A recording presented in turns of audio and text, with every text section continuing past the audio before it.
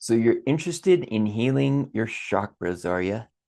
Well, let's take a little journey around the chakras, these energy centers that some can see, some cannot, but we all feel all the time, although maybe unconsciously.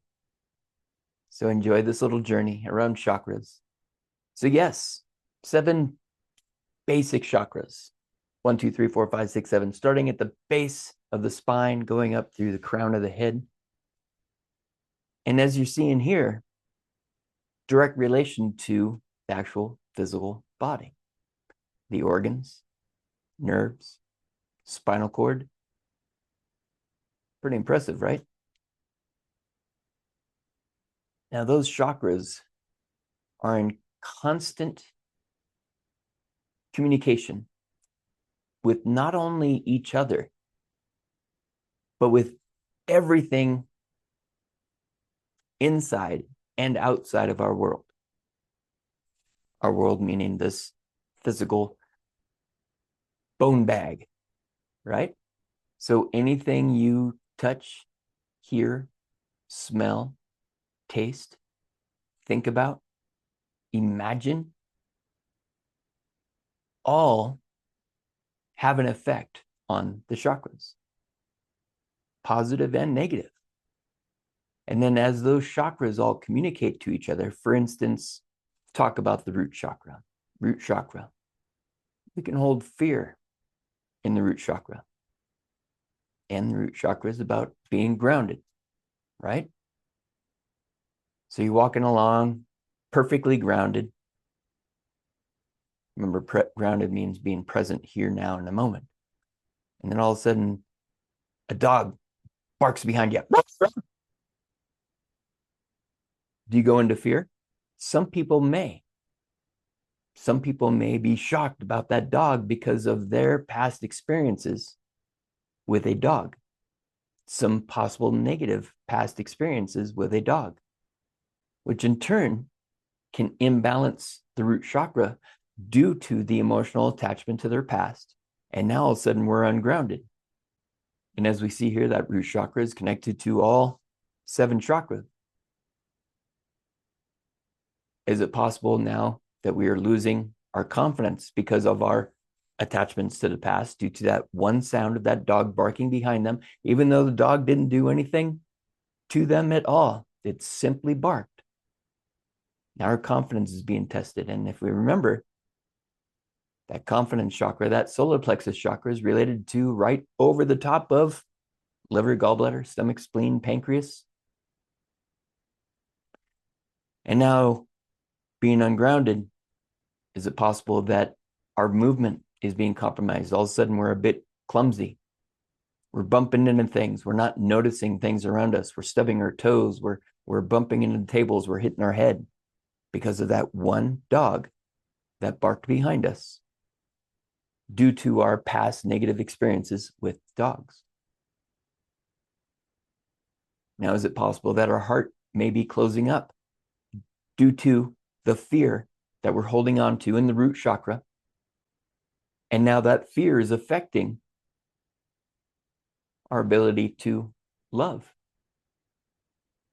to be love, due to our negative past experiences. Maybe that dog that we had a negative past experience to was a family dog. And whatever happened in that experience caused a shift in our ability to love or be loved.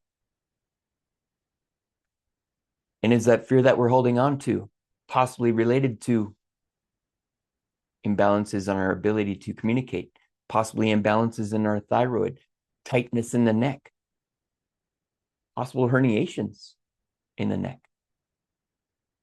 Because remember, these chakras are not just energy centers. They are related to this physical body.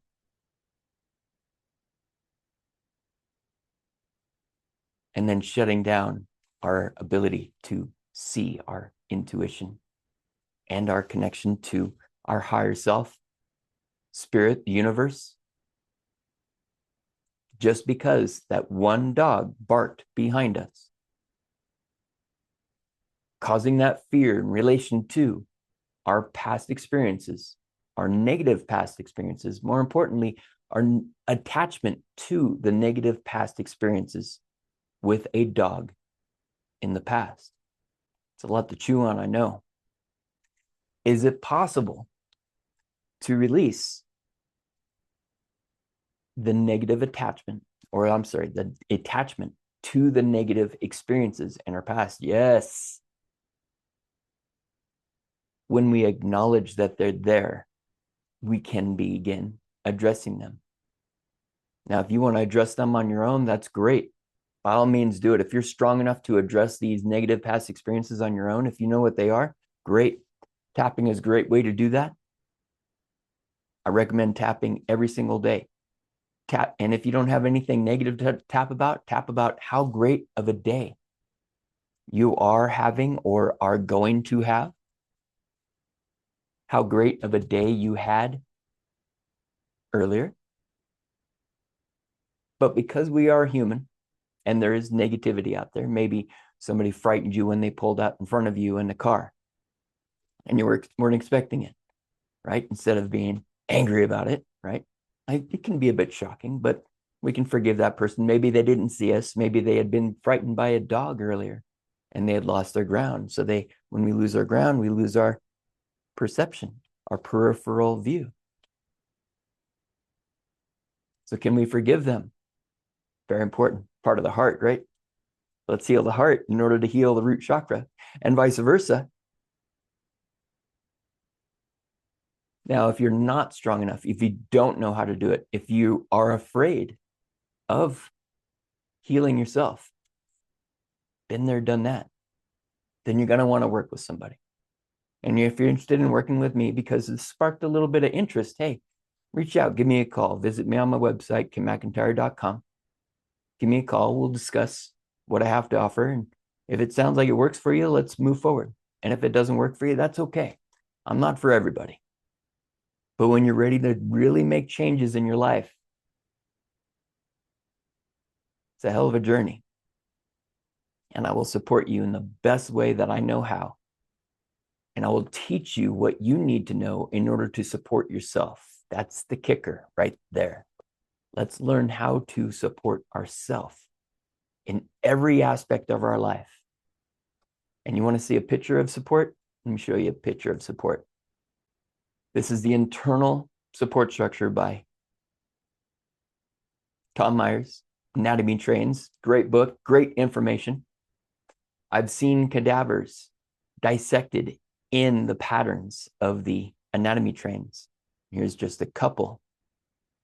So you'll notice when you flex and extend your hands, it affects all the way into the shoulders, all the way into the pec. So is it possible that tension that you're holding on to, literally holding on to in your hand, is causing that trigger point, that knot in your back that never seems to go away? Quite possibly. Is it possible that that ankle sprain that you had when you were in high school is affecting why your neck is so tight, why your hips don't move properly? It's quite possible. This is your new internal support structure. This is your new core.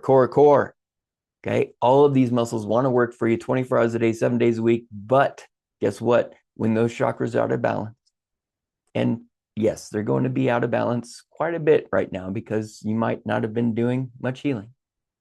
And remember, when we're working with you also, we're not just working chakras. We're getting everybody on board.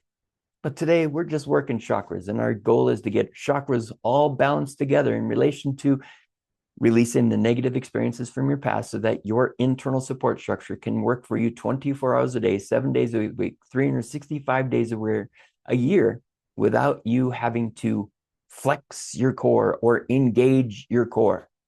Because what do we do when we have to engage our core? When we feel like our core isn't working? Oh, we clench our teeth, we hold our breath, we flex our pelvic floor, we focus our eyes, right? In yoga, we're told if you're losing your balance when you're on one foot, stare at a spot, right? You ever see a cat hunting? It stares, right? And it's real easy to sneak up on a cat when it's staring at that object that it's hunting because its peripheral gaze goes, And that's all it sees. When we're in fight or flight, this is all we see. And now we're being taught to literally put ourselves into fight or flight and stare at that spot so we can maintain our ground.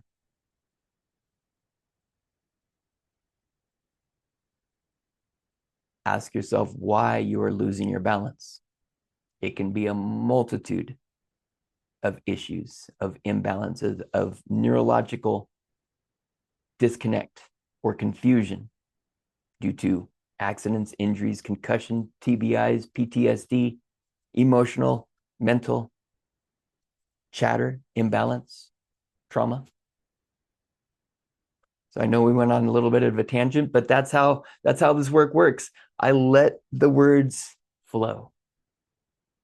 So I look forward to helping you in your future endeavors, helping you become the person you were meant to be. See you soon.